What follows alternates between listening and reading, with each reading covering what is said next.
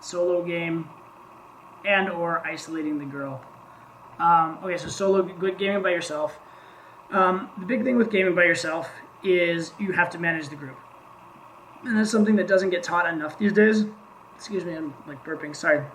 You have to manage the group when you go out by yourself, and that's something that doesn't get taught enough. Back in the day, it was really, really emphasized. Managing the group, making sure everybody likes you. In fact, even like displaying your value and flirting with the girl like in front of the group and using the group to your advantage, which is kind of a lost art.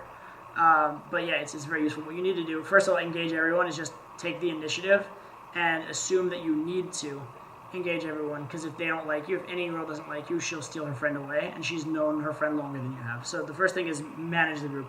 Second thing that you can do and should do is get the group actually on your side and flirt with the girl and tease the girl using the group.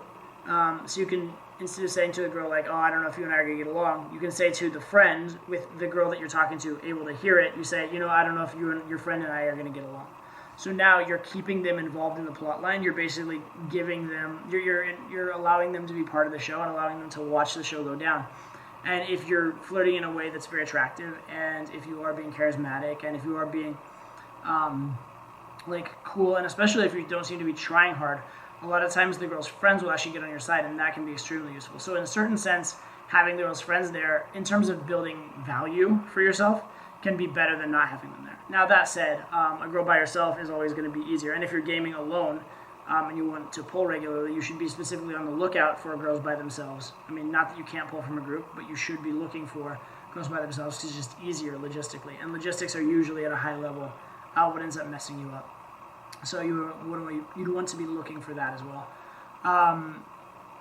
In terms of isolating a girl, because again, you want to get her alone, any excuse will do, but you need to win over the group a bit.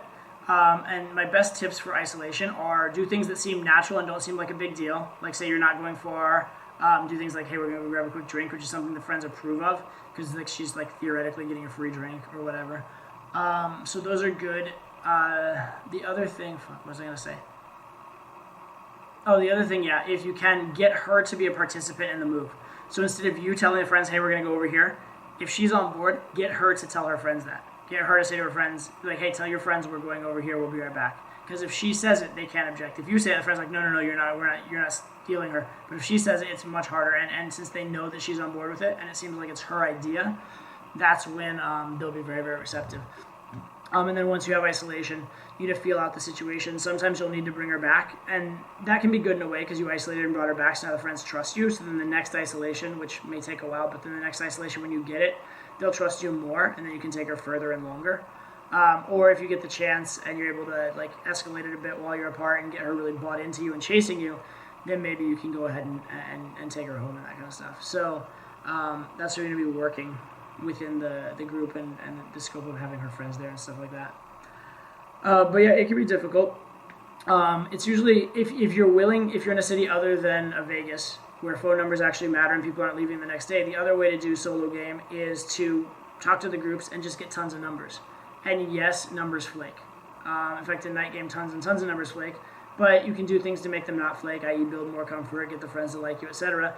Also, you can just get so many numbers that even if they flake, it doesn't really matter because you have options. So that's the other way. I mean, when I first was doing solo game, I didn't know how to pull yet. I just got tons of numbers, and I do day twos, and I did just fine that way.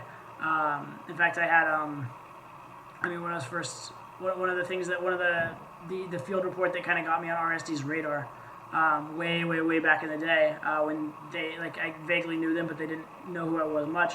It was a field report where I slept with 3 girls in a week. I have to go back and check this, but I'm pretty sure all 3 of those were essentially day twos. I think maybe one of them may have been a same night pull, but I'm not even sure. The point was back then I was getting laid regularly, but I was doing it by just going on tons and tons of dates. So that's a totally viable strategy. And if you don't have a wingman to help you with logistics, that's a really good strategy. So then you don't want to be screening for the opposite. You don't want to be screening for the girl that same night. You don't want to be screening for the girl that is good logistics to meet up with you in general, i.e. she lives nearby and she can get to you, that kind of stuff. Isn't leaving town the next day, etc. Which is kind of funny because that's almost the opposite of screening for a one-night stand. So those are different things I think about in solo game. The other thing I'd say in solo game is not an issue really for me, and it really hasn't been because I like game. and I get a thrill out of approaching. But a lot of guys have trouble with approach anxiety and trouble with momentum. If you are out by yourself, just get in lots of sets and talk to lots of people, and don't worry about the outcome early in the night. Just get that momentum built, and let things go from there. Because it's too easy for a lot of guys to just get in their head and stand around and do nothing and feel like kind of a loser in the club if they're not with a wingman or don't have someone to talk to. So just find someone to talk to. There's some random guy that will just talk to you. Just get talking to him at the start of the night. And ideally, better yet, just with whatever random girls. Don't worry if they're hot yet. Just get a good vibe going and start building momentum. But that's important too, is the motivation part of going solo, which I think is something that gives a lot of people issues as well.